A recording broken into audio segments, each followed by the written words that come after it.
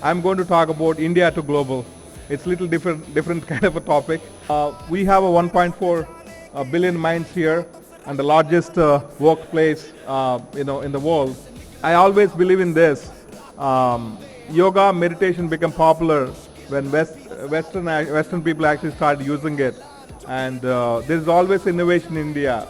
And, zero is something that was invented in India, Ayurveda, and there's the first universities too. Nalanda and Takshashila. They've started like thousands of years back.